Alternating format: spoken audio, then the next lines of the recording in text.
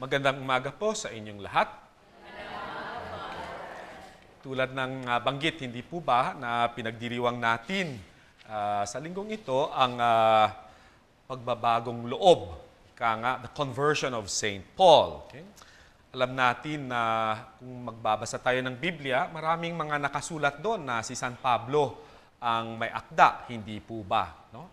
Sa palagay ko, alam niyo yung mga sulat niya sa mga taga-Roma, sa taga-Corinto, sa iba't ibang lugar, no? Sa panahong iyon. Okay. Kung titignan natin ang unang pagbasa, kung nakinig tayo ng mabuti, alam natin na doon kinikwento ni San Lucas. No? Si San Lucas ang sumulat nitong Acts of the Apostle, ang buhay, no? Kinikwento ang buhay ni San Pablo. And if we look closely, no? The story of conversion of Saint Paul, in many ways, really, you might say, is the story of each and every conversion. Okay? Ang bawat pagbabalik ng loob, no? Ang bawat pagbabagong buhay ng isang tao, makikita natin ito na nailalarawan din sa buhay nga ni San Pablo. No? Kaya, maaari natin sigurong itanong, ano ba ang ibig sabihin na magbagong buhay? No? Anong ibig sabihin na magbalik loob sa ating Panginoon? No? Unang-una sa lahat, sa palagay ko, mahalaga rito na kailangan kilalanin natin na ang Diyos mismo ang siyang unang gumagalaw. Hindi po ba? Ano ba yung kwento ni San Pablo? Hindi ba papunta siya sa Damascus, no? Tapos ano na lang biglang nangyari? May ilaw, no? Napakaliwanag, tapos nahulog siya. No? Tapos may narinig siyang boses. No? Ibig sabihin, it is the Lord who takes the initiative, okay, in every conversion story. No?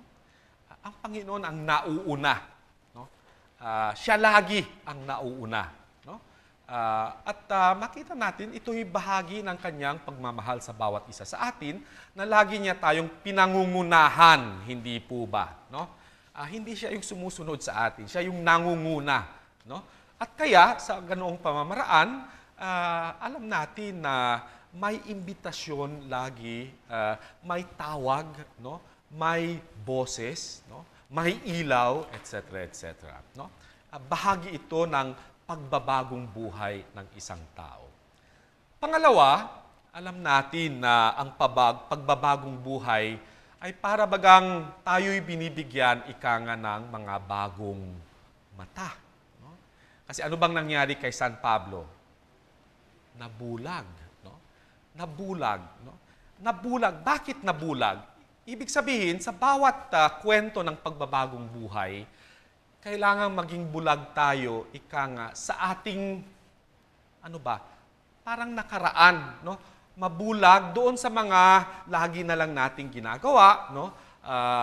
Mabulag doon sa mga, kung ano-ano mang mga ating mga kasalanan, for example, hindi po ba, no? At kailangan magkaroon tayo ng mga bagong mata, no?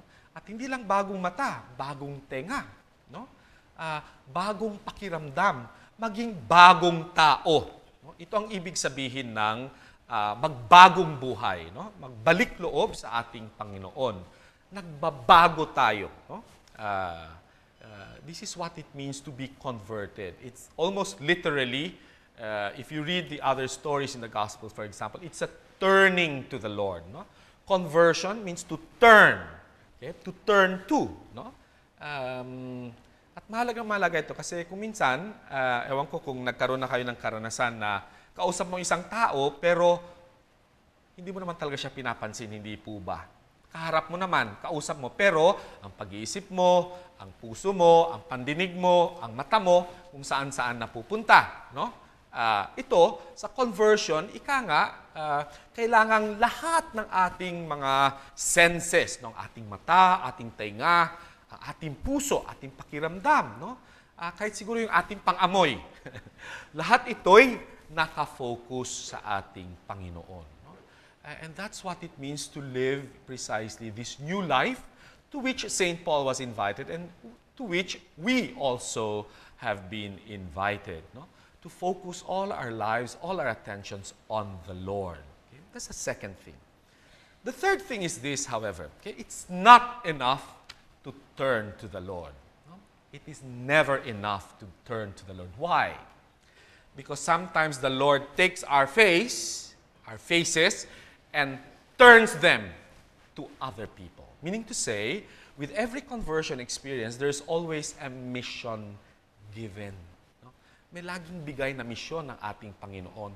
Hindi tayo inaako ng Panginoon para sa kanyang sarili lang at doon na nagtatapos. Hindi. Tinatawag tayo, binabago ang ating buhay kasi nais ng Panginoon na tayo rin makibahagi sa kanyang misyon sa mundong ito. Kaya't pinapadala tayo sa mundo. Hindi po ba ito yung ating nababasa sa Ebanghelyo ngayon? No? Go and baptize. Go be my witnesses.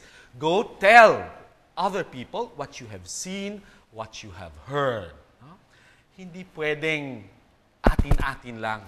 Kailangang ibahagi sa iba. At totoo yun, hindi po ba?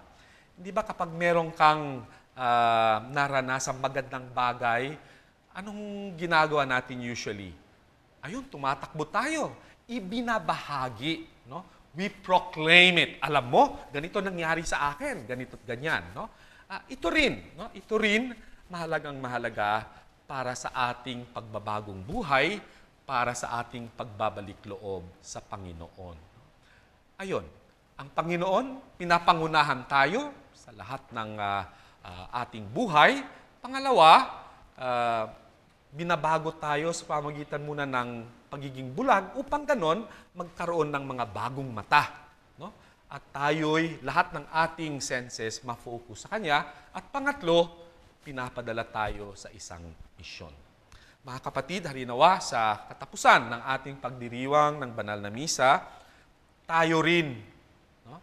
Hayaan natin pangunahan tayo ng ating Panginoon, gawin tayong bulag sa ating mga kasalanan at bigyan tayo ng mga bagong mata at sa ganoon, maipadala din tayo at makibahagi sa kanyang misyon sa mundo natin ngayon.